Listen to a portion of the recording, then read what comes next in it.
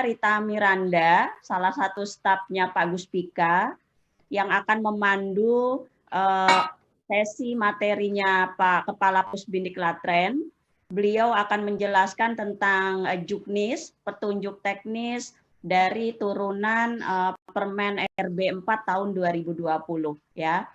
Mungkin acara ini adalah acara kedua kalau nggak salah ya, Bapak Ibu di unit kerja di lingkungan Kemenkes tanggal 8 Juli kalau tidak salah juga sudah melakukan sosialisasi ini, dan alhamdulillah ini Pak Kapus kalau berdasarkan info ini dari lingkungan Ditjen Yankes, Ditjen Kesmas, Ditjen P2P dan Badan Litbangkes untuk pada hari ini sebagai peserta sosialisasi. Mungkin untuk mempersingkat waktu, silakan Pak Guspika untuk memaparkan paparannya. Silakan Pak. Baik, terima kasih Bu Rita. Bismillahirrahmanirrahim. Bapak Ibu sekalian, teman-teman. Assalamualaikum warahmatullahi wabarakatuh. Saya mohon izin hadir secara goib ya Bu, tapi yang penting kan paparannya dan suara saya barangkali. Baik, slide berikutnya. Mungkin ini nyambung dengan yang tadi dipaparkan atau dijelaskan oleh Pak Yudi ya. Jadi saya akan menjelaskan prinsip-prinsip dasar dari PP 30 yang kemudian secara teknisnya sudah ada ketentuan teknis di Permenpan 8 tahun 2021 ini tentang SKP. Nah, SKP ini memang berlaku untuk seluruh PNS, bukan hanya untuk fungsional. Sehingga nanti ada SKP yang ada angka kreditnya untuk fungsional, ada SKP yang tidak ada angka kreditnya, yaitu untuk yang JPT atau yang struktural. Nah, sehingga kita bisa memulai dari titik tolak di dalam di dalam pikiran kita bahwa ini antara SKP dengan angka kredit itu berbeda. Nah, kemudian di keduanya nanti kita lihat apa perbedaannya ya. Kemudian nanti kalau ada waktu kita akan jelaskan mengenai ketentuan peralihan. Tapi yang penting outline 1 dan 2 ini nih, nanti termasuk juga beberapa contoh dari SKP dan lampiran SKP. Berikutnya. Nah, jadi di dalam prinsip dasar dari sistem manajemen kinerja menurut PP 30, itu ada 2 hal. Yang pertama, slide berikutnya. Yang pertama adalah bahwa kewajiban dari setiap JPT sebagai atasan langsung, atau di sini terendahnya itu adalah eselon 2, itu wajib untuk menurunkan kinerja organisasi mulai dari RPJMN, Renstra, PK itu adalah perjanjian kinerja, sampai kepada SKP JPT-nya. SKP JPT ini adalah paling rendah itu eselon 2. Jadi singkatan JPT itu sekarang dengan ada penyetaraan itu menjadi jabatan pimpinan terendah. Karena memang struktural terendah itu adalah eselon 2. Sehingga di bawah dari JPT Pratama atau eselon 2 itu adalah ada jabatan administrasi kalau masih ada, dan juga ada jabatan fungsional. Jadi ini hal prinsip yang pertama, kewajiban dari masing-masing JPT. Ini saya mengutip dari paparannya Pak Yudi ini, yang Pak Devi Ananta dari Menpan juga. Jadi di sini supaya terlihat bahwa ada intervensi yang dapat dilakukan oleh bawahan dari para JPT ini terhadap kinerja organisasi, terhadap kinerja atasannya. Ini yang pertama. Kemudian prinsip yang kedua, slide berikutnya, itu adalah dialog kinerja. Jadi dialog kinerja ini mesti terjadi. Jadi setelah kinerja organisasi itu difahami, dijabarkan, dan ini mesti betul-betul difahami oleh kedua belah pihak. Maksud saya kedua belah pihak itu adalah antara atasan dengan bawahan. Atasannya itu adalah JPT pratama, paling rendah atau eselon 2. Kemudian yang disebut dengan bawahan itu adalah seluruh jenis jabatan fungsional yang ada di bawahnya, termasuk jabatan fungsional perencana. Nah, dialog kinerja ini menjadi penting karena harus terjadi adanya penyelarasan. Yang namanya dialog tentu harus dua arah. Jadi dari atasan kepada bawahan, dari bawahan juga ke atasan. Sehingga nanti menjadi jelas antara kinerja organisasi dengan kinerja individu. Nah, kinerja individu, setiap individu berarti mesti paham apa yang akan dicapai oleh organisasi, apa yang akan dicapai oleh rumah sakit, apa tujuan adanya rumah sakit. Nah, ini harus dipahami oleh seluruh bawahan, baik perencana, analis kebijakan, arsiparis, peranata komputer, semuanya mesti mengerti. Sehingga dari pemahaman tentang tujuan organisasi inilah, maka kemudian setiap JF, setiap jabatan fungsional akan menyusun SKP-nya sebagai satu rencana kinerja dan output yang akan dihasilkan di dalam tahun yang bersangkutan. Jadi ketika kita menyusun SKP, kita belum bicara tentang angka kredit, kita baru bicara tentang kinerja dan output yang akan dihasilkan. Sehingga dari sini, maka bawahan itu mengerti betul mengenai apa yang akan dicapai oleh organisasi atau satkernya, kemudian apa yang harus dilakukan, kemudian apa yang harus diselesaikan, dan bagaimana caranya tujuan organisasi itu dicapai. Sehingga dari dialog kinerja itu, kedua belah pihak betul-betul paham tentang strategi pencapaian kinerja, baik kinerja organisasi maupun kinerja individu. Berikutnya, nah berbekal dua prinsip di dalam manajemen kinerja ini, maka kita akan tahu tentang tujuan dari sistem manajemen kinerja, yaitu betul-betul menyelaraskan antara tujuan instansi, organisasi, atau unit kerja, atau satker ke dalam SKP. Kemudian nanti ada proses pengukurannya, pemantauan, pembinaan, dan penilaian kerjanya. Kemudian menentukan tindak lanjut dari hasil penilaian kinerja. Berikutnya. Nah, dari sini maka kalau kita anggap bahwa SKP itu adalah untuk seluruh PNS, nah bagaimana SKP untuk jabatan fungsional perencana? Nah, ini yang penting dilakukan karena tadi saya sebut bahwa cascading dan dialog kinerja itu dilakukan di awal tahun. Kemudian dari sana, kemudian masing-masing JF itu membuat SKP sebagai sasaran kinerja. Nah, lalu satu dokumen penting lagi itu adalah lampiran SKP. Nah, jadi kalau di dalam SKP itu tidak bicara butir kegiatan dan angka kredit, tetapi bicaranya adalah kinerja, output yang dihasilkan atau hasil dari kinerja yang dihasilkan di dalam tahun yang bersangkutan, beserta indikator-indikatornya. Nah, lalu dari sana kemudian untuk kepentingan perkembangan karir, artinya naik pangkat dan naik jabatan, barulah kita menyusun lampiran SKP.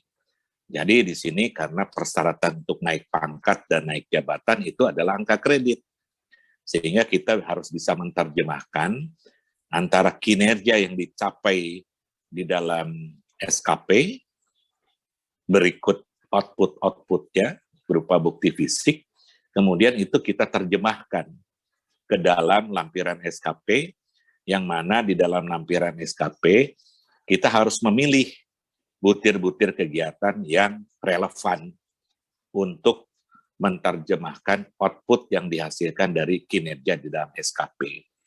Jadi, Bapak Ibu sekalian, berdasarkan prinsip ini, maka saya ingin mengatakan bahwa menyusun SKP, merencanakan SKP, melaksanakan SKP, dan menilai SKP itu hubungannya dengan pemberian tugas dan penyelesaian tugas bagi seorang PNS. Karena SKP itu berlaku untuk semua PNS.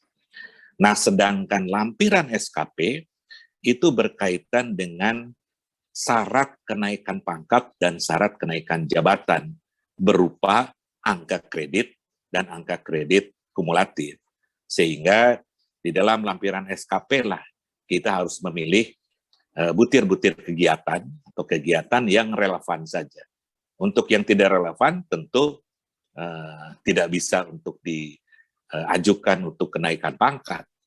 Dan itu tadi Pak Yudi, untuk yang butir-butir kegiatan yang tidak relevan itu mestinya dimasukkan sebagai kinerja tambahan. Nah, jadi kinerja tambahan ini tidak ada angka kreditnya. Jadi itu nanti akan berupa poin yang juga akan mempengaruhi SKP. Nah, di dalam apabila antara SKP dengan lampiran SKP atau angka kredit ini nanti sudah terintegrasi, maka antara angka kredit dari SKP melalui bukti fisik dengan penilaian angka kreditnya itu akan digabungkan. Termasuk juga di dalam SKP itu ada penilaian perilaku. Jadi ada penilaian kinerja, ada juga penilaian perilaku. Berikutnya kita akan masuk ke dalam juknis dari penilaian angka kredit perencana yang sedang kami susun. Jadi akan ada 10 bab ini yang mengatur mengenai penilaian angka kredit untuk perencana. Berikutnya.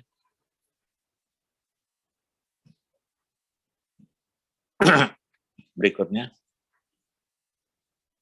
Jadi di dalam mekanisme integrasi kinerja perencana ini nanti akan mengikuti prinsip dari Permenpan 8 tahun 2021, di mana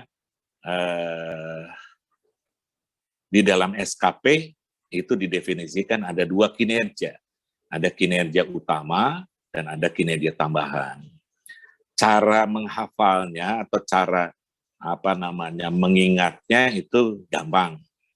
Jadi kinerja utama itu adalah yang terkait dengan tugas jabatan. Jadi seluruh SKP itu prinsipnya sama. Kinerja utama itu adalah yang terkait dengan tugas jabatan fungsional perencana. Jadi kalau tugas jabatan arsiparis itu akan masuk kinerja utama.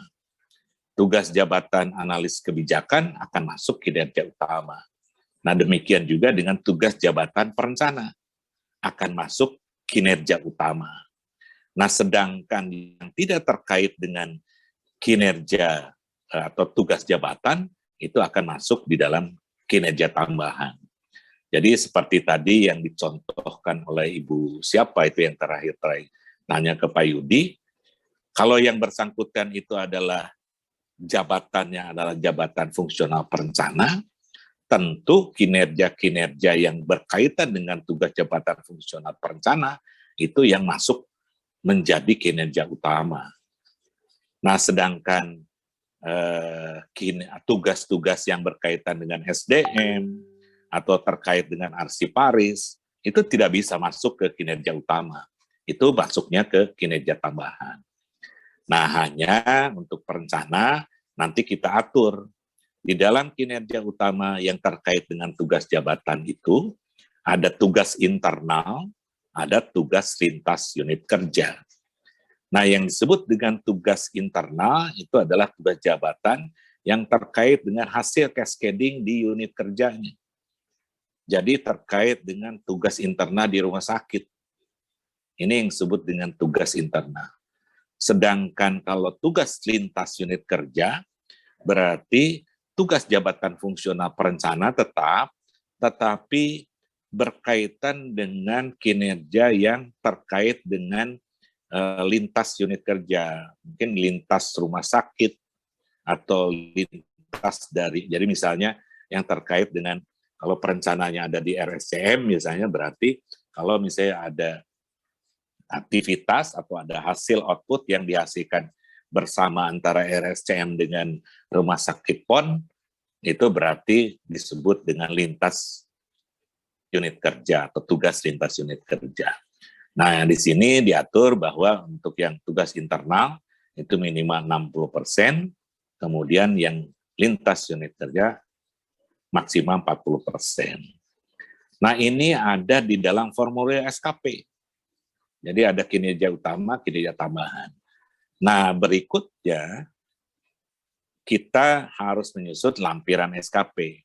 Nah, di dalam lampiran SKP inilah kita harus pastikan bahwa pilihan butir-butir kegiatan perencanaannya mesti relevan dengan pelaksanaan tugas jabatan. Sehingga di dalam lampiran untuk yang perencana ini, butir-butir kegiatannya harus dipilih yang terkait dengan kinerja utamanya saja. Bukan yang terkait dengan kinerja tambahan, tapi yang berkait dengan kinerja utama. Sehingga nanti di sini disebutkan bahwa butir kegiatan yang dipilih itu kalau untuk perencana pertama dan muda itu adalah prosesnya. Jadi karena penilaian untuk perencana pertama berbeda dengan penilaian untuk perencana madya dan utama. Kalau perencana pertama dan muda dinilai itu penilaian by proses. Sehingga tadi prosesnya yang berdasarkan cascading tahapan atau cascading wilayah itu menunjukkan bahwa proses untuk menghasilkan RBA itu memang untuk perencana pertama dan muda itu butir-butir kegiatannya menggambarkan proses. Sedangkan untuk madya dan utama, karena penilaiannya itu berdasarkan output, maka prosesnya tidak dinilai. Tetapi yang dinilai langsung RBA-nya, langsung output-nya. Nah, ini nanti secara substansi memang dipilih butir-butir kegiatan yang relevan. Berikutnya. Nah, ini saya akan masuk ke dalam contoh SKP. Jadi di sini contoh SKP-nya di sini ada yang masuk itu adalah kinerja utama, sehingga kinerja utama itu terbagi ada tugas internal, ada tugas lintas unit kerja. Nah, tugas internal ini di dalam contoh ini adalah internal Bapeda. Ada 3 tugas. Nah, kemudian tugas unit kerjanya ini adalah yang lintas dari Bapeda, keluar dari Bapeda. Jadi misalnya ada kinerja bagaimana penyusunan grand design peningkatan kesehatan masyarakat.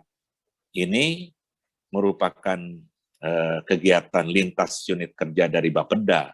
Jadi bisa saja kinerja ini disusun beserta dengan PU, dengan dinas kesehatan, dengan rumah sakit. Yang penting bahwa ini merupakan kinerja seorang perencana pertama di Bapeda. Nah, ini adalah format formulir SKP-nya. Nah, berikutnya berapa angka kreditnya? Maka ada di dalam lampiran. Slide berikutnya. Nah, di dalam lampiran inilah tergambar bahwa misalnya untuk menghasilkan output berupa laporan evaluasi pelaksanaan RKPD, maka perencana pertama yang bersangkutan itu dia memilih butir-butir kegiatan di dalam lampiran Permen 4 itu ada 9 nih butir-butir kegiatannya. Ini bisa saja kurang dari 9 atau lebih dari 9, tergantung perencana itu memilih butir-butir kegiatan yang relevan saja. Jadi di sini misalnya butir kegiatan melakukan persiapan evaluasi pelaksanaan. Angka kreditnya 0,25. Mengidentifikasi permasalahan, angka kreditnya 0,1. Terus sampai nomor 9, ini ada nomor 5 misalnya, karena dia perencana pertama melakukan kegiatan perencana muda, angka kreditnya hanya 80%. Nomor 5 dan nomor 9. Sehingga berapa angka kredit dari seorang perencana pertama untuk menghasilkan output ini ternyata di total semua angka kreditnya menjadi 2,5. Jadi untuk menghasilkan output laporan evaluasi, maka angka kreditnya 25. Nah, jadi di sini terlihat Bapak Ibu semua bahwa formulir SKP itu bicara tentang kinerja dan output, sedangkan lampiran SKP bicara butir kegiatan dan angka kredit. Nah, sehingga dari sini bahwa mengenai format SKP, kita tidak terlalu mengatur, kita mengikuti aturan dari Menpan saja. Karena SKP sesungguhnya untuk seluruh PNS. Sedangkan untuk perencana, kita akan lebih atur di lampiran SKP-nya. Karena lampiran SKP inilah yang kemudian nanti akan dinilai, kemudian hasil penilaiannya akan berpengaruh kepada kenaikan pangkat dan kenaikan jabatan dari seorang perencana. Nah, ini contoh untuk yang perencana pertama. Contoh berikutnya, slide berikutnya, itu adalah contoh untuk perencana madya dan utama. Silakan slide berikutnya.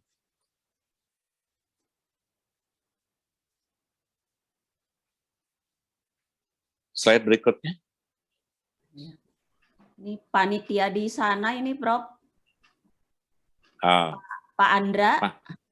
Macet ya? Mbak Anis, bisa dibantu Mbak Anis? Sedikit lagi sih. Ini.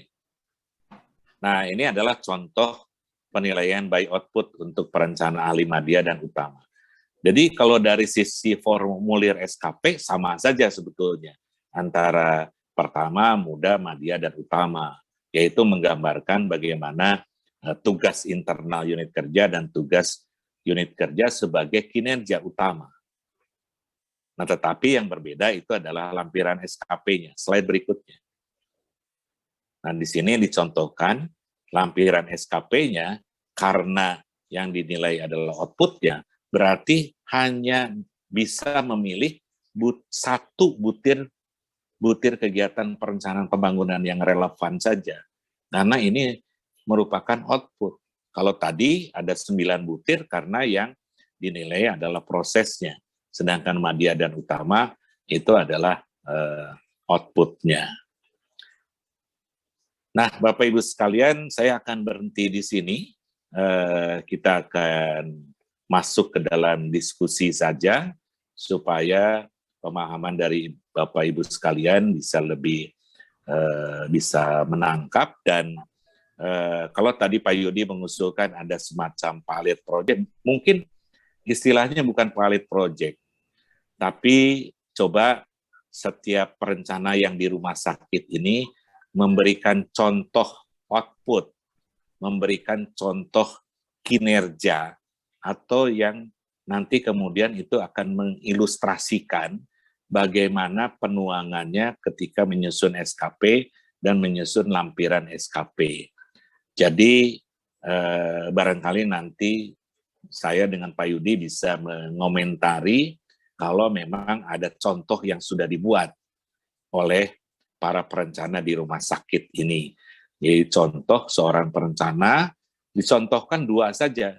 Ada salah satu perencana yang dinilai by proses, berarti dari salah satu perencana pertama atau perencana muda, dan kemudian ada perencana yang dinilai by output, yaitu dari madya atau dari utama.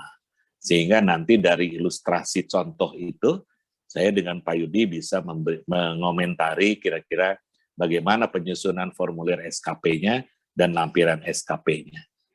Demikian, Bu Moderator. Assalamualaikum warahmatullahi wabarakatuh. Waalaikumsalam warahmatullahi wabarakatuh.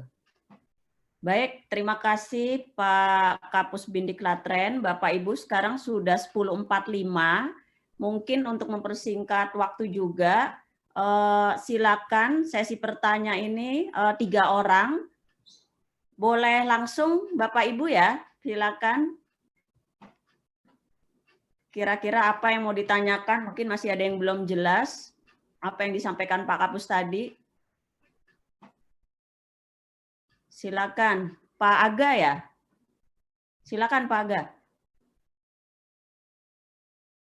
Waalaikumsalam. Waalaikumsalam.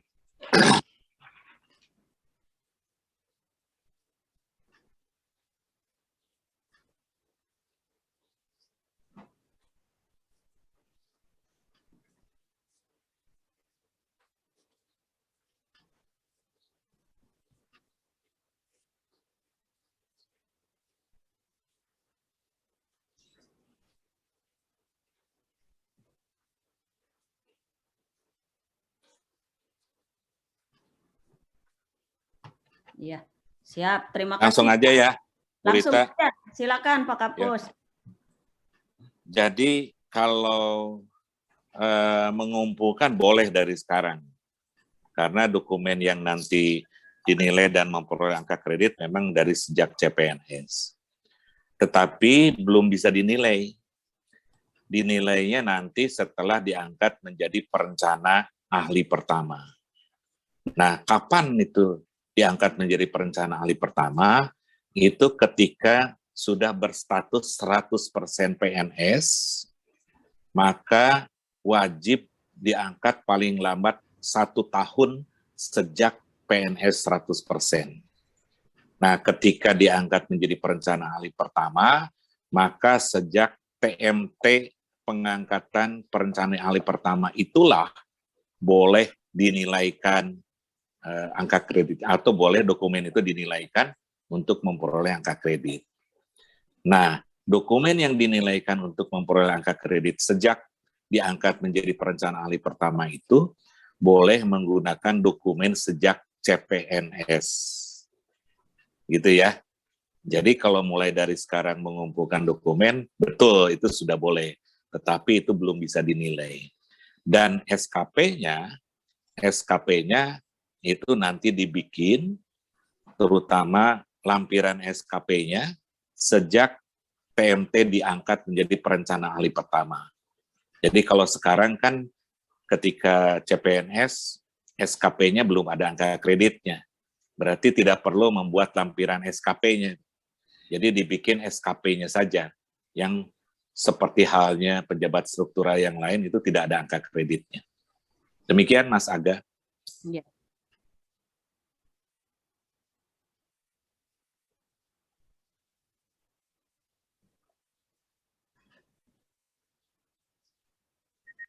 Ya, itu ketika berstatus 100% PNS, kepegawaian kan punya daftarnya, itu tahu tuh.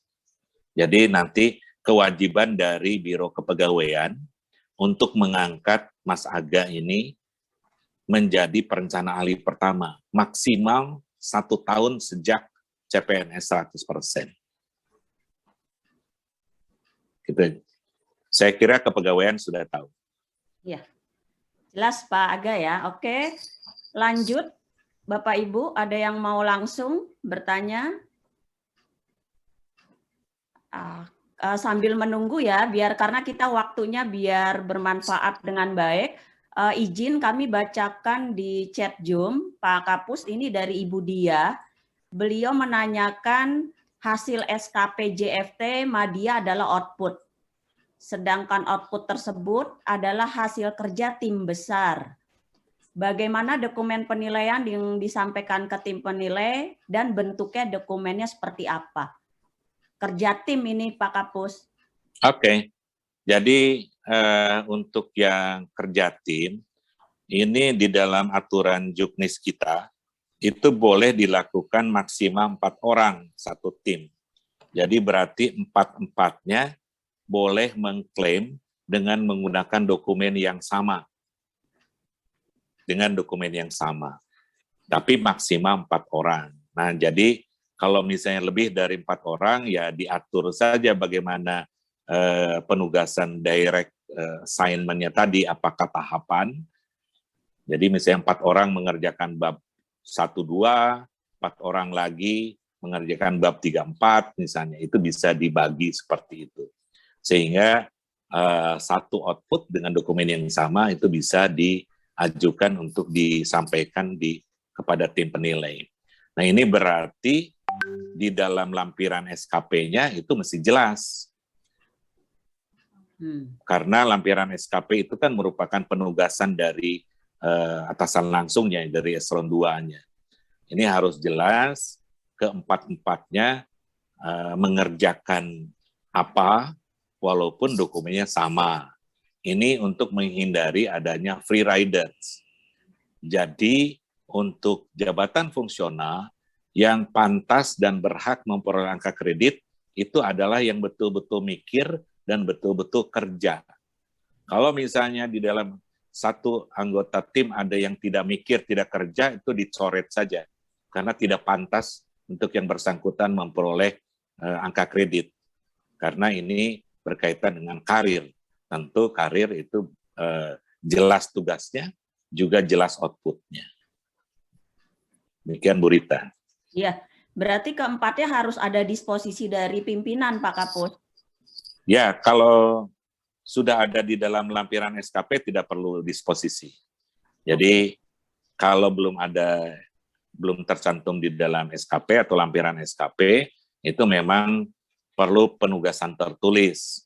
Nah, penugasan tertulis dari eselon 2 ini tidak usah disposisi, tapi bentuknya berbagai macam.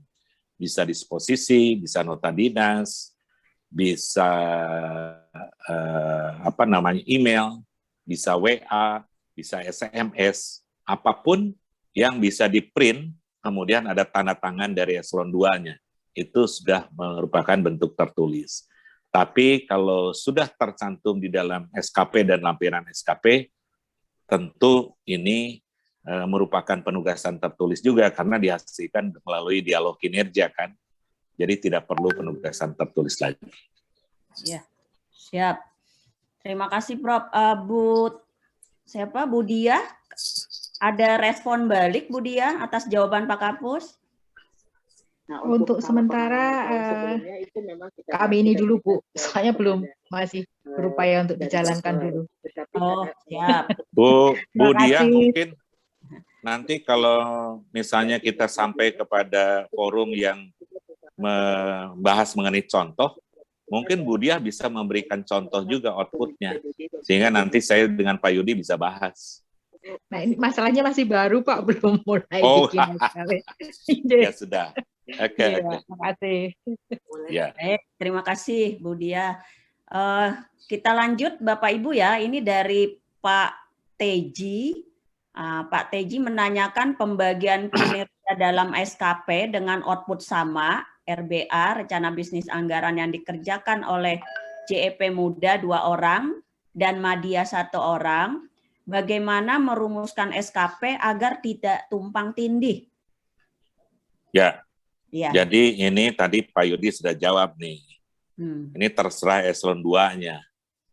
Jadi mestinya eselon 2-nya itu bisa membedakan yang mana tugas diberikan kepada JFP perencana muda dan yang mana yang diberikan kepada perencana madya. Nah, kalau ternyata tugasnya sama, maka yang membedakan itu lampiran SKP-nya, Pak. Jadi di dalam lampiran SKP perencana muda itu boleh terdiri dari beberapa butir kegiatan. Dipilih yang relevan saja. Beberapa butir kegiatan. Tetapi kalau yang madya itu memilih butir kegiatan yang berbeda dan hanya satu output, satu butir kegiatan. Demikian Pak Teji ya. Pak Teji. Gimana Pak Zed? Ya, gimana Pak Teji? Bagaimana Pak Teji? Ini Ibu, Bu. Ibu Ibu. Lawin dari Rumah Sakit Fatmawati. Oh, maaf. Masya Allah.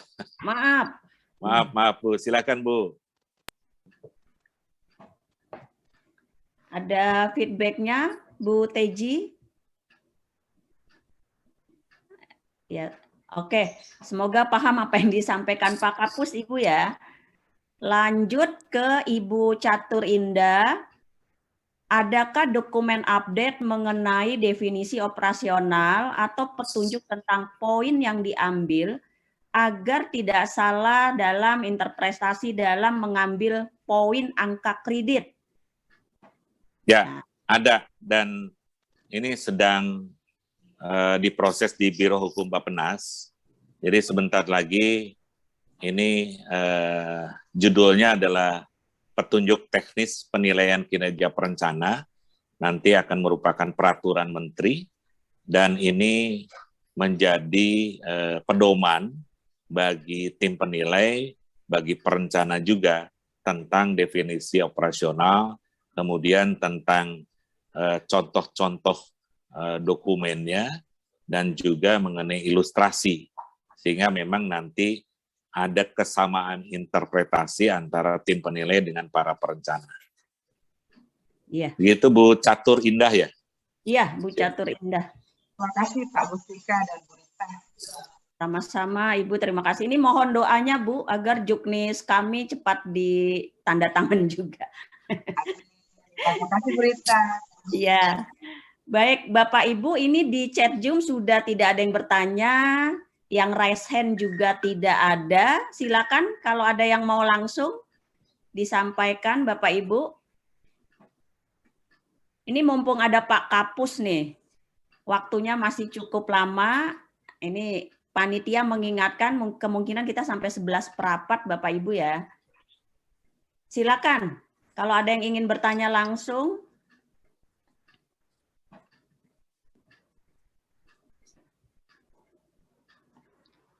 Silakan Bapak Ibu. Ini malu-malu nih Pak Kapus. Kalau mau bertanya nih Bu, Pak. Oh, silakan. Silakan. Bu.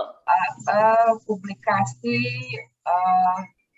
tulisan ke ke jurnal atau media. Apakah dibatasi untuk media khusus perencanaan atau bisa juga di harian atau koran gitu. Terus apakah model tulisannya formatnya harus dari Bappenas atau bisa improvisasi sesuai media yang akan kita masukkan. Baik. Ya. Baik, jadi Silakan. publikasi itu ada dua macam Bu ya. Ada publikasi berupa di media cetak atau di media online, tetapi harus ada editornya, ada editorial atau ada proses review dari para reviewer yang menjadi redaksi gitu. Jadi ini merupakan publikasi yang akan memperoleh angka kredit, jadi berupa butir kegiatan. Nah, format yang kedua atau jenis yang kedua itu merupakan persyaratan untuk kenaikan jabatan. Kalau persyaratan untuk kenaikan jabatan ini tidak ada angka kreditnya, tapi merupakan persyaratan untuk naik dari muda ke madya, kemudian dari madya ke utama. Nah, kalau dari muda ke madya itu media publikasinya bisa merupakan media instansi dari kalau ada jurnal di Kementerian Kesehatan atau ada majalah di Kementerian Kesehatan, itu bisa dipakai sebagai media untuk naik dari muda ke madya. Kalau dari madya ke utama itu mesti level nasional atau internasional atau di setingkat Sinta 1 lah atau setingkat Scopus untuk internasional. Nah, mengenai format atau mengenai isi, itu harus berkaitan dengan bidang perencanaan pembangunan. Jadi, kalau tidak ada hubungan dengan perencanaan pembangunan, itu tidak bisa. Nah, kemudian mengenai format dan sistematika penulisan, itu bebas. Itu mengikuti kaidah-kaidah dari publikasi tersebut saja gitu. Jadi tergantung jurnalnya itu kan ada aturan mengenai jumlah halaman, kemudian bagaimana sistematika penulisan bab 1, bab 2 dan lain sebagainya, itu kami serahkan kepada masing-masing media publikasinya. Demikian Bu Catur Indah. Ya, terima kasih Pak Mustika. Berarti bentuk tulisannya itu entah itu pendapat pribadi berdasarkan fakta atau suatu paparan, itu disesuaikan dengan jurnal tersebut dan tim redaksi dari jurnal tersebut, Pak ya. Betul. Yang penting dan sekarang itu adalah dari Bapak sedang pernah melakukan publikasi di jurnal, gitu Pak ya. Ya, betul. Terima kasih Pak Mustika dan Bu Rita. Sama-sama, Bu. Terima kasih Bu Indah. Baik, ini di chat Zoom ada lagi dari ini Bapak atau Ibu ya, Pak Helmika atau Ibu Helmika. Kapan ada rencana UKOM untuk ahli dari JFT ke JFP? Ahli pertama. Makasih. Nah, ini Bu Rita yang jawab. Saya nggak tahu. Iya, mungkin sedikit informasi Bapak Ibu mohon izin. Kalau di website kami, untuk gelombang pertama sudah dilaksanakan, alhamdulillah ya. Hasilnya juga sudah keluar ya, waktu gelombang pertama 19-20 Juni. Kita buka kesempatan untuk gelombang kedua, tutupnya akhir Juli. Jadi akhir Juli ini nih Bapak Ibu ya, bagi yang belum daftar online, kirim berkas itu segera dilakukan karena untuk gelombang kedua ini dokumen kelengkapannya itu masih bisa kita tunggu, tapi pendaftaran Bapak Ibu melakukan registrasi itu ditutup 31 Juli. Itu yang paling terpenting ya, karena agar masuk ke dalam server Pusbindiklatren. Nah, untuk ahli pertama ini mungkin seperti tadi Pak Aga ya, calon pengangkatan JF ahli pertama.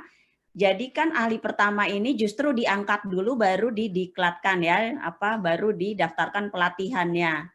Jadi setelah Bapak atau Ibu ini Helmika punya SK pengangkatan sebagai ahli pertama, selanjutnya kepegawaiannya Kemenkes, jangan kelupaan, diberi waktu 3 tahun untuk mendaftarkan pelatihannya. Ya. Jadi justru syarat mengikuti pelatihan ahli pertama ini Bapak Ibu harus melampirkan SK-nya. Tanpa SK nggak akan terpanggil. Jadi intinya itu. Nah, yang mengikuti pelatihan ahli pertama itu wajib melampirkan SK pengangkatan. Ya, jadi ini berubah mekanisme seperti sebelumnya ya. Kalau dulu kan harus dik dulu baru duk, sekarang duk dulu baru dik. Ya, jadi diangkat dulu baru didiklatkan. Mudah-mudahan jelas Bu atau Bapak Helmika ya. Kita lanjut, ini Pak Ismail, tapi pertanyaannya ke pribadi saya nih, apa salah ini ya? Salah ini, tidak ke tidak ke everyone nih kayaknya. Saya pengen nanya terkait struktural yang ahli jabatan, tapi nggak move on Pak Kapus. Yang melimpahkan semua tugas pada timnya, sedangkan dia hanya melakukan koreksi-koreksi saja. Apakah bisa menghasilkan angka kredit? Atau boleh ikut melakukan klaim terhadap kerjaan timnya? Nah ini gimana Pak Agus, mantan struktural yang hanya ongkang-ongkang katanya nih, hanya melakukan koreksi, tapi dia ikut-ikut mengklaim angka kredit nih Pak Kapus. Mungkin free rider tadi nih Pak. Ya kalau itu dicoret itu nggak dapat angka kredit. Oh, karena kan nggak mikir nggak kerja kan ya Pak ya. Ya Pak Ismail. Apalagi nanti Pak Randy nih yang bakalan menjelaskan itu di sesi ketiga.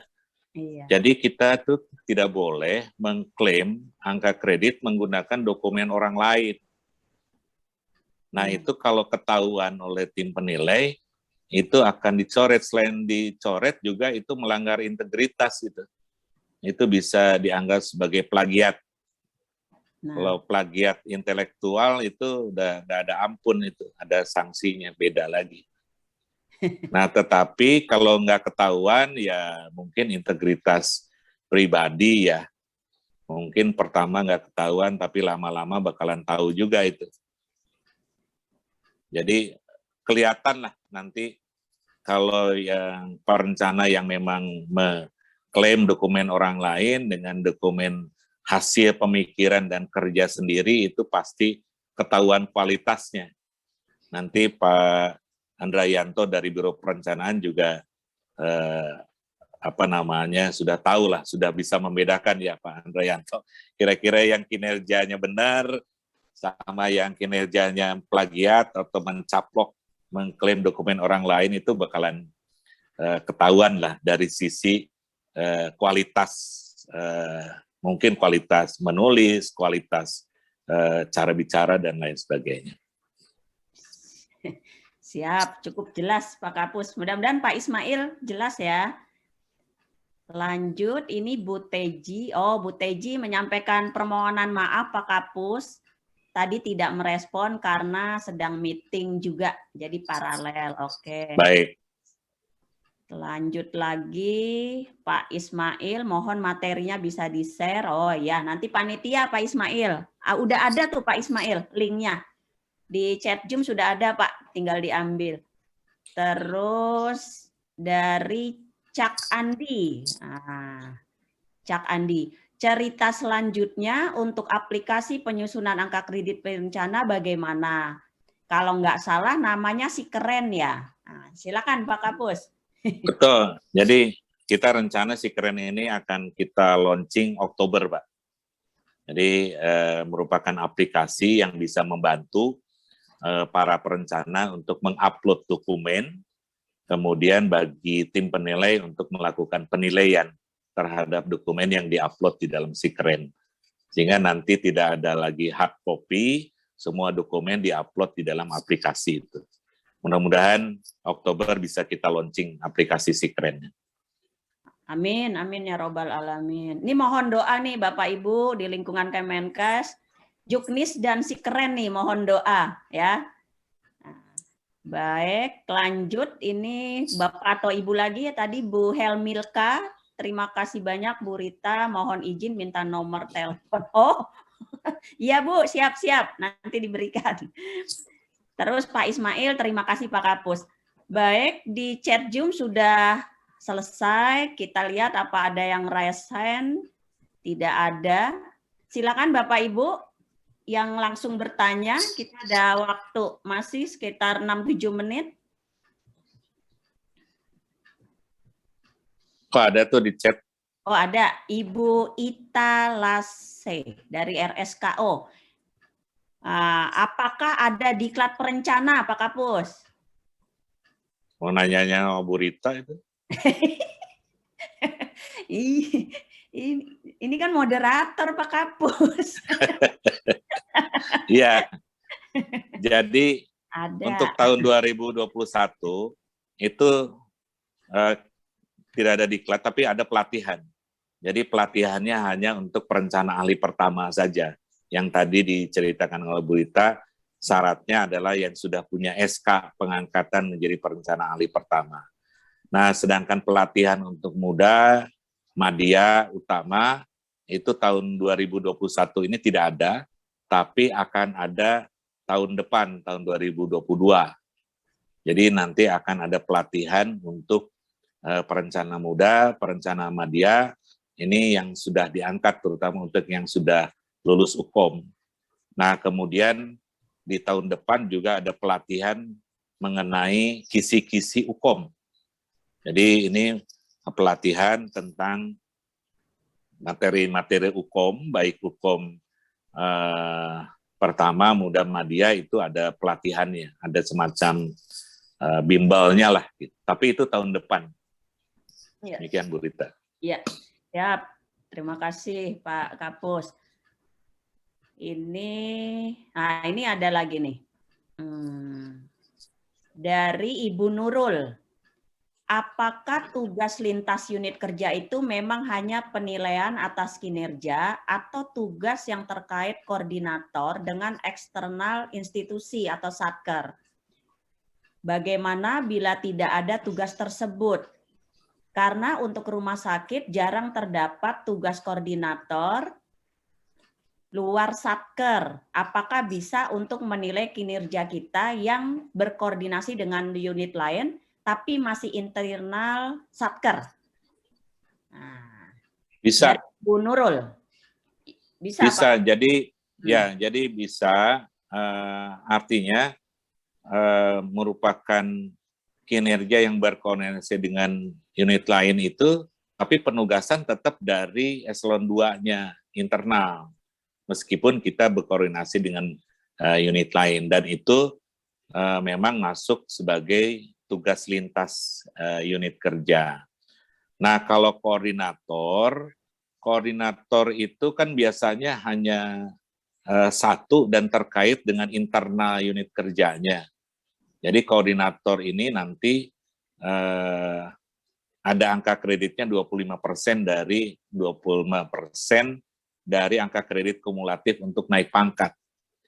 Jadi angka kredit 25% bagi koordinator ini bukan berarti 25% tiap tahun ya, tapi ini hanya 25% untuk satu kali kenaikan pangkat saja.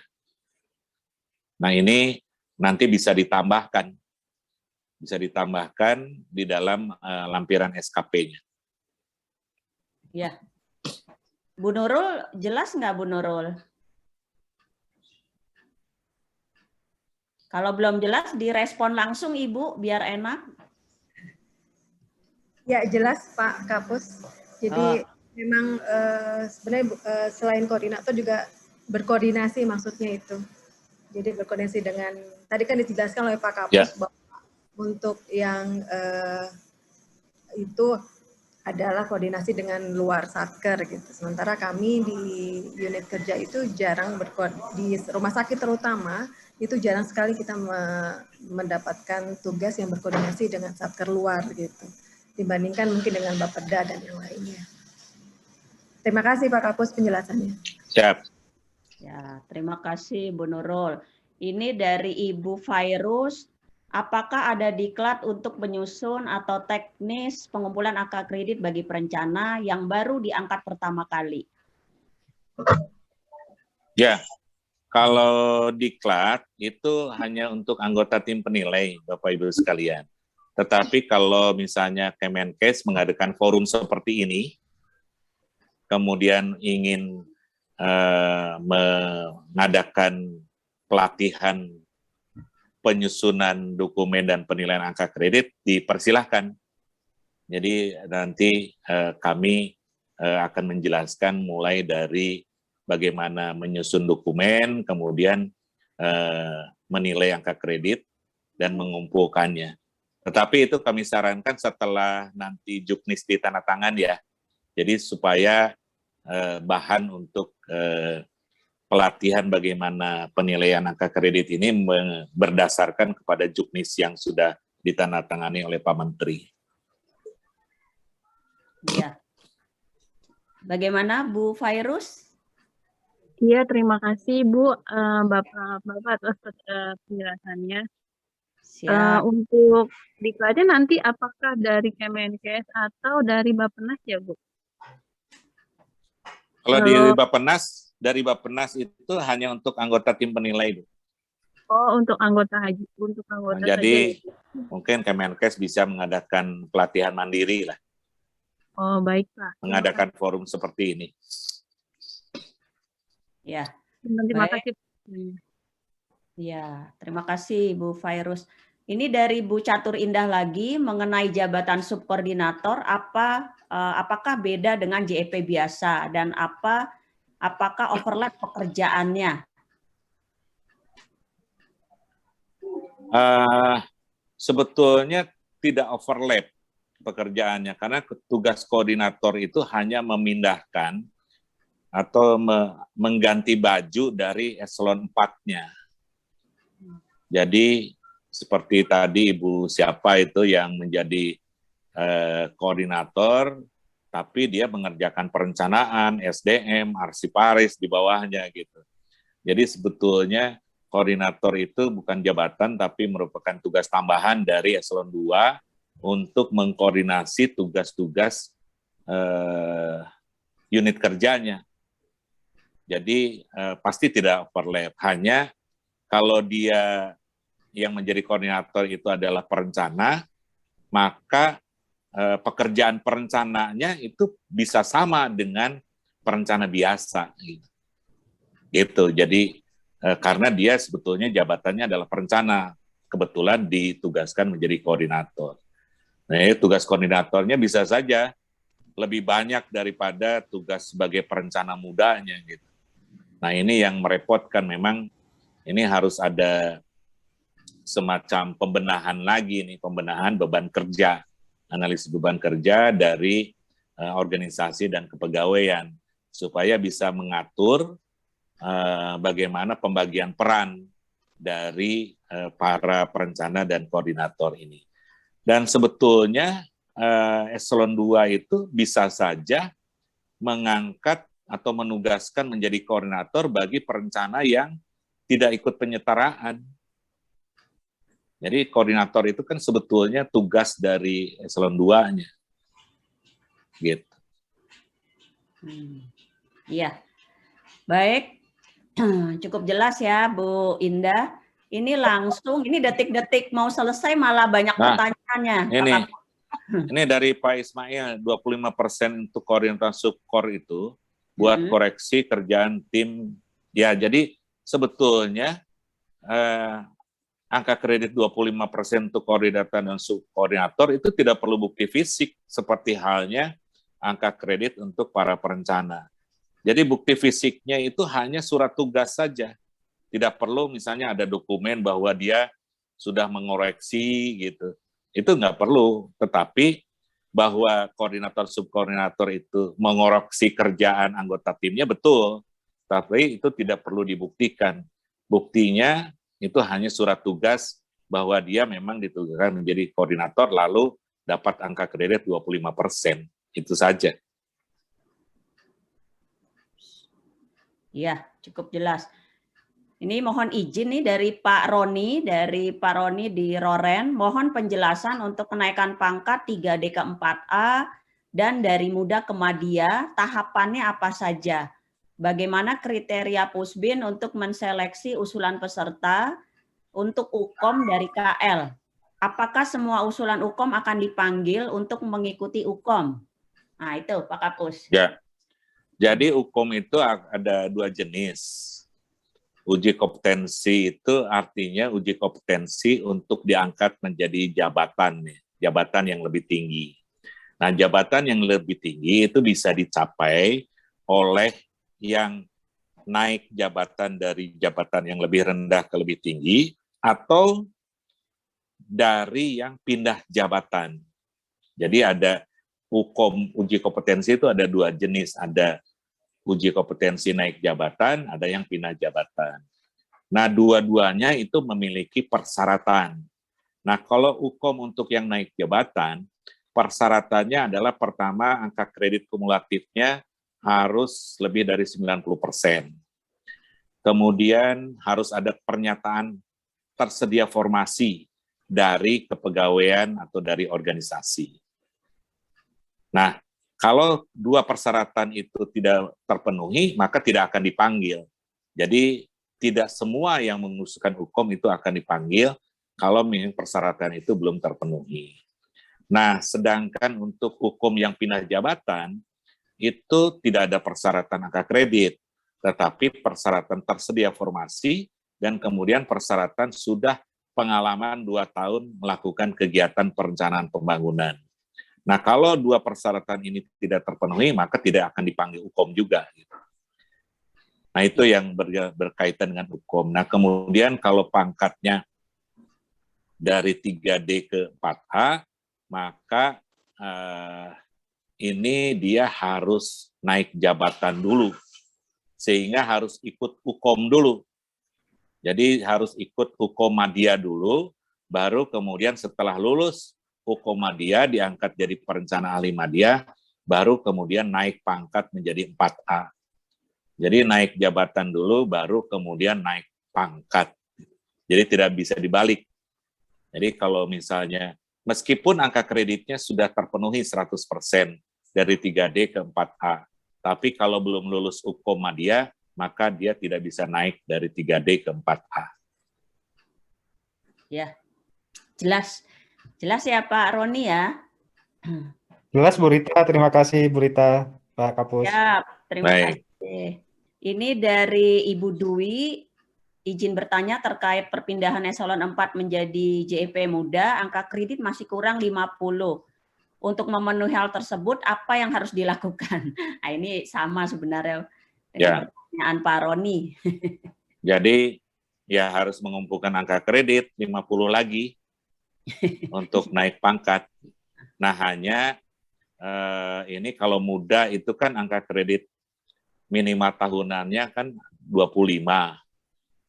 Jadi kalau kurang 50 poin lagi berarti akan 2 tahun ini.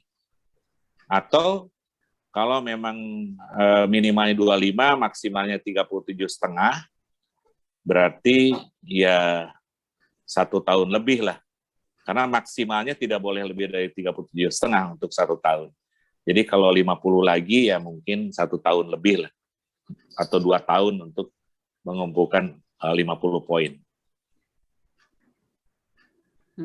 Iya, jelas Bu Dwi ya.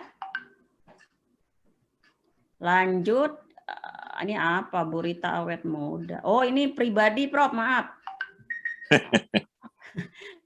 Sehat selalu Bu ya. Nah, ini juga pribadi tapi pertanyaan nih, izin bertanya, saya sudah pernah lulus UKOM perencana ahli muda, tapi karena di Satker tidak ada peta jabatan, apakah saya bisa ikut pelatihan yang perencana ahli pertama? Ini gimana Prof? Turun 1 jenjang. Karena mudanya belum ada formasinya. Maksudnya begitu ya Bu Esi ya? Ya terserah kepegawaiannya kalau mau mengusulkan. Tapi mungkin kepangkatannya nggak cocok ya? Iya, untuk apa? Iya, mubazir. Karena yang wajib itu pelatihan perencana ahli pertama, yang wajib itu untuk yang masih perencana pertama dan baru diangkat karena CPNS. Iya. Kalau yang sudah lulus uji kompetensi ya menunggu formasi aja. Iya. Kalau formasinya nanti sudah tersedia, nah langsung diangkat nanti. Iya, benar. Begitu ya Bu Esi ya. Jadi nunggu formasi. Izin Bu, buka. Iya, izin Bu Rita. Silakan. Ya, Bu, UKOM itu berlakunya lulusnya itu sampai berapa lama Bu? Ada masa expirednya nggak Bu? Nah, gimana Pak? Nah, gini. Ini sebetulnya gini. Sebetulnya ketika di dalam surat penawaran itu ada syarat bahwa setiap Biro Kepegawaian mengusulkan untuk UKOM, itu Biro Kepegawaian harus menyatakan, membuat surat pernyataan di atas materai bahwa setiap yang lulus UKOM paling lambat 6 bulan itu harus sudah diangkat. Nah, kalau ternyata setelah 6 bulan yang lulus UKOM itu belum diangkat, maka seluruh Kementerian Kesehatan itu kami blacklist. Kami tidak akan terima lagi usulan dari Kementerian Kesehatan untuk usulan UKOM. Sampai alumni yang lulus UKOM itu diangkat. Jadi ini juga supaya ada komitmen dari setiap instansi pengguna bahwa yang diusulkan untuk mengikuti UKOM itu adalah orang-orang yang memang akan diangkat. Jadi kalau yang tidak akan diangkat jangan diusulkan. Itu karena memang nanti akan ada konsekuensinya. Kita akan blacklist semua dari satu kementerian itu tidak boleh lagi mengusulkan UKOM. Karena itu untuk kami juga ada pemborosan biaya. Kalau ternyata alumni UKOM ternyata diangkat, berarti ya itu pemborosan uang negara. Itu. Tapi sementara berlakunya itu memang 2 tahun. Tapi kalau setelah lebih dari 6 bulan itu tidak diangkat tanpa penjelasan ya, tanpa alasan, itu maka kami blacklist semua usulan kementerian. Ya. Demikian Bu Esi. Ya Pak, lanjut bertanya lagi boleh Pak? Boleh Bu. Ya, untuk kasus saya begini Pak, dulu saya ikut UKOM itu di kami itu ada 2 pertanyaan untuk muda. Setelah saya lulus UKOM, terus keluar surat standarisasi di Satker BTKL Jakarta itu mudanya cuma 1. Sedangkan kami saat itu yang lulus kan 2. Makanya ya, teman saya yang 1 sudah diangkat, saya sekarang ini kan masih belum jelas ini Pak, sebagai apa. Kemarin saya kepikiran mau ikut yang ahli pertama, tapi itu kan secara kepangkatan kan seperti Bapak bilang tadi kan, jadi ini tidak cocok. Terus solusinya untuk saya ke depan gimana ya Pak? Ibu tunggu revisi peta jabatan dari Biro Organisasi dan Biro Kepegawaian. Sampai memunculkan lagi ada formasi, sehingga Ibu bisa diangkat. Mungkin Bu Rini bisa menjawab atau Bu Andrayanto? Pak Mengenai Andrayanto, kasus Pak Andrayanto, Prof, ngapa Ibu? Bu Rini. Ya, Bu Rini. Bu Rini benar Ibu. Silakan Bu Rini.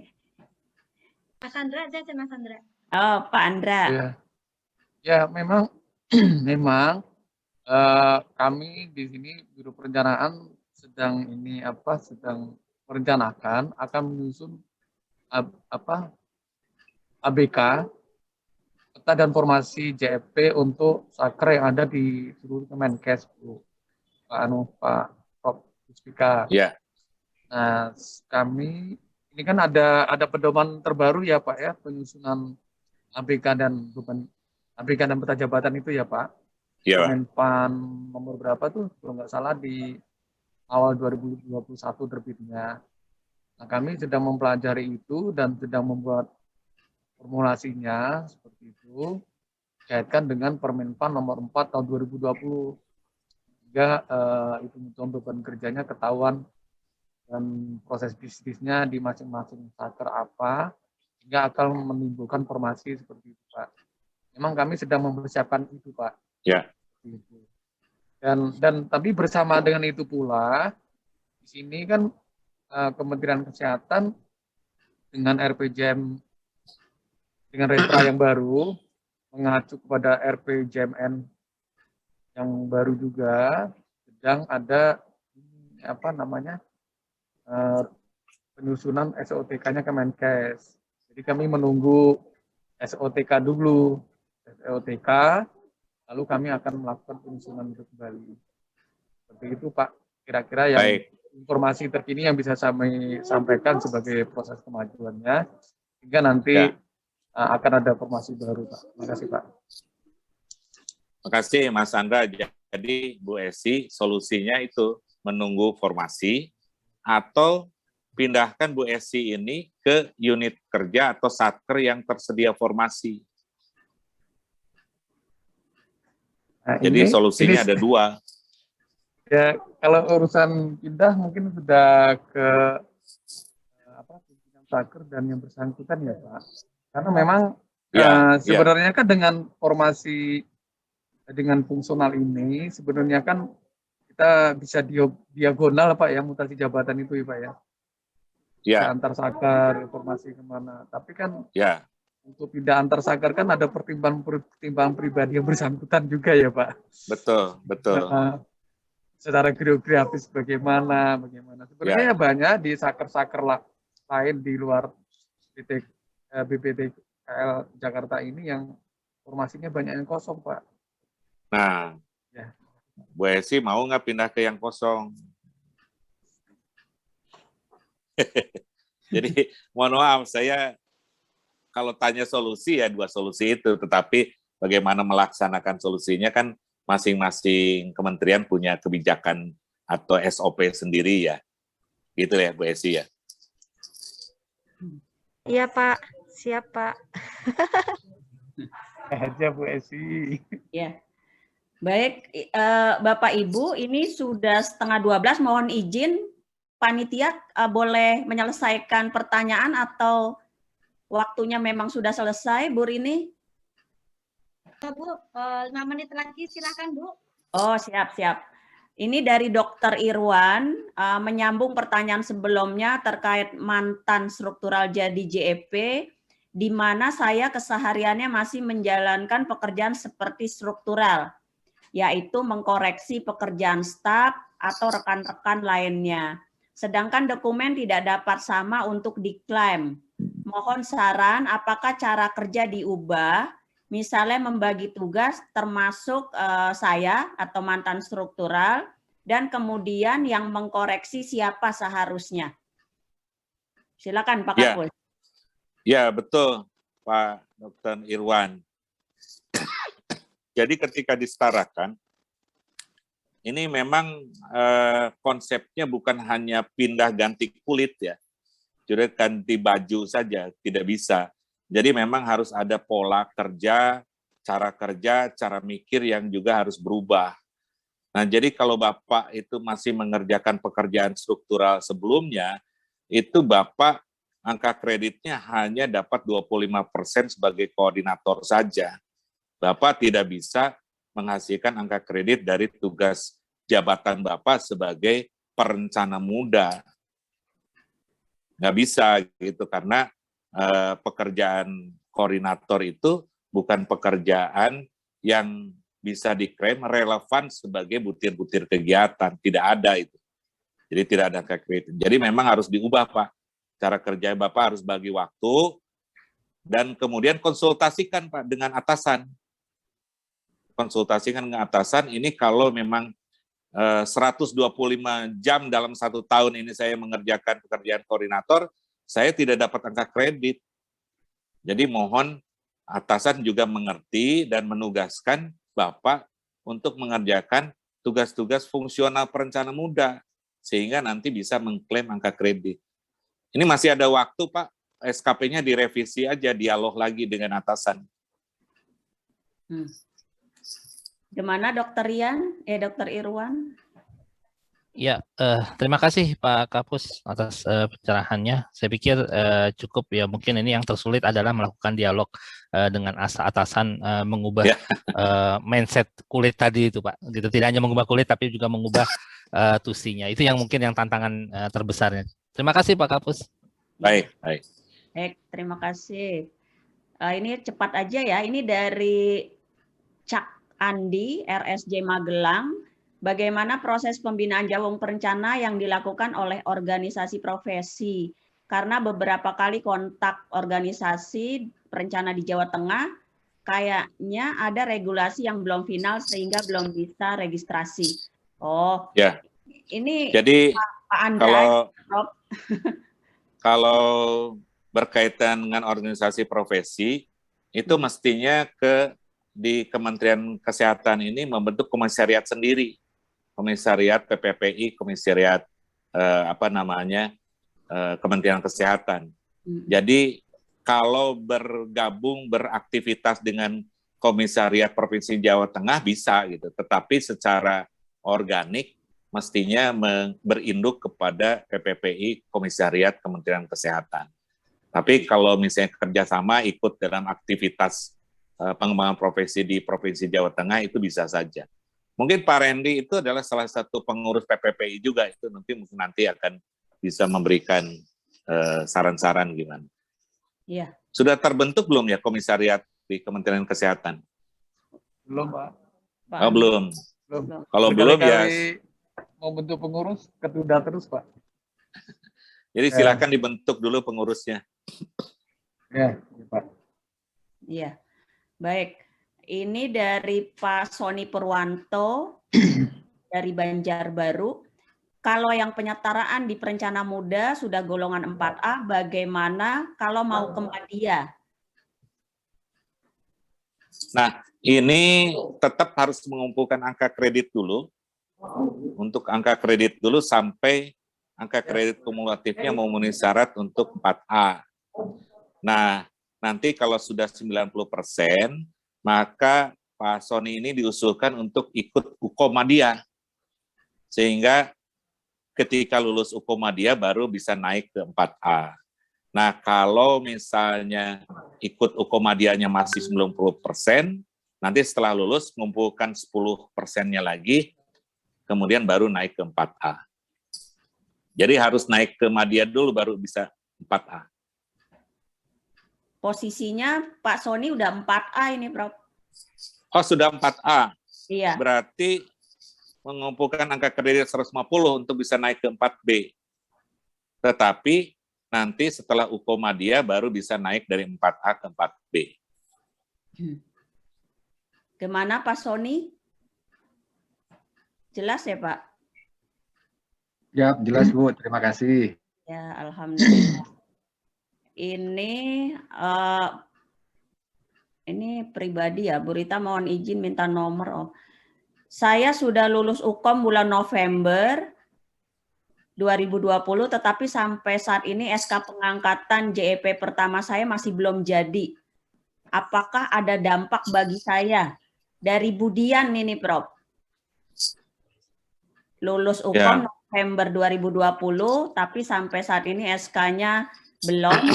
Dampaknya apa, Prof? Nah, ini Biro Kepegawaian mesti menjelaskan kepada saya nih, kepada Kusbin, kenapa belum diangkat. Iya. Nih, Budian dari RSUP Surakarta. Ini nanyanya pribadi sih. Terus Bu Devi dari RSUP Wahidin Makassar. Salah satu butir kegiatan perencana pertama adalah pemasukan data. Yang dimaksud pemasukan data di sini apakah ditentukan di sistem tertentu atau termasuk ke semua sistem? Contoh, memasukkan usulan tambahan anggaran alat kesehatan bantuan COVID di sistem Irjen. Apakah ini termasuk satu paket? Nah, ini gimana nih? Ya, jadi kalau masih perencana pertama karena penilaian by proses, berarti pemasukan data itu merupakan bagian dari satu dokumen kebijakan atau satu dokumen perencanaan. Jadi pengertian satu paket ini tidak bisa hanya satu butir kegiatan saja, tetapi butir kegiatan memasukkan data itu menjadi satu bagian dari dokumen.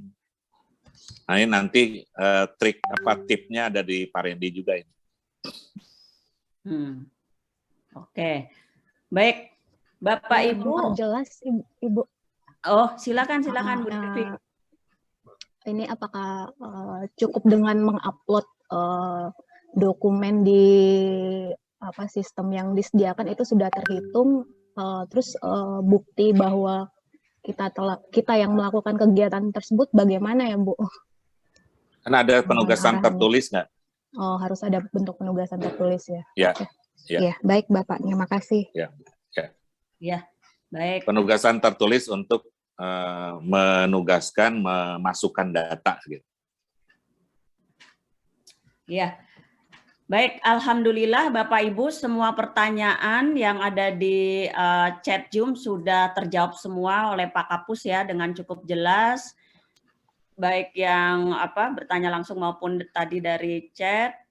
Dan karena sudah mendekati 11.40, Pak Kapus mohon closing statement, Bapak, silakan.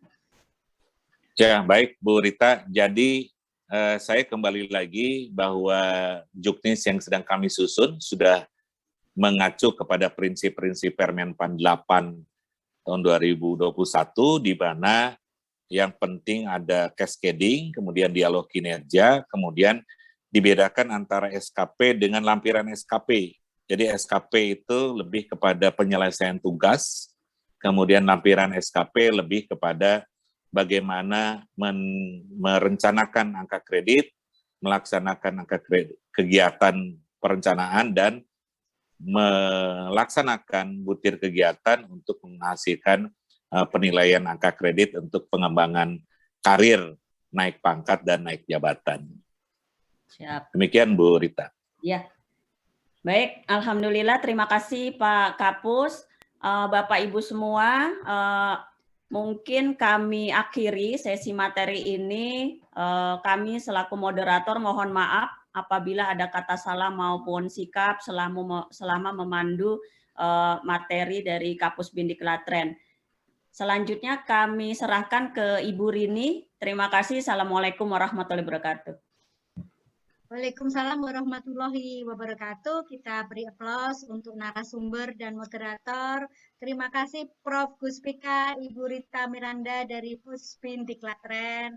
Salam sehat, semoga sukses semuanya. Juknis Amin. keren, kami tunggu semuanya biar teman-teman makin jelas. Amin ya robbal alamin. Terima kasih Pak Prof. Gus dan Ibu Rita. Sama-sama Bu. Bapak Ibu, terima kasih semua. Baik Bapak dan Ibu, karena sudah gabung Pak Randi dari tadi, kita persilakan narasumber berikutnya bagaimana kiat-kiat sukses berkarir dalam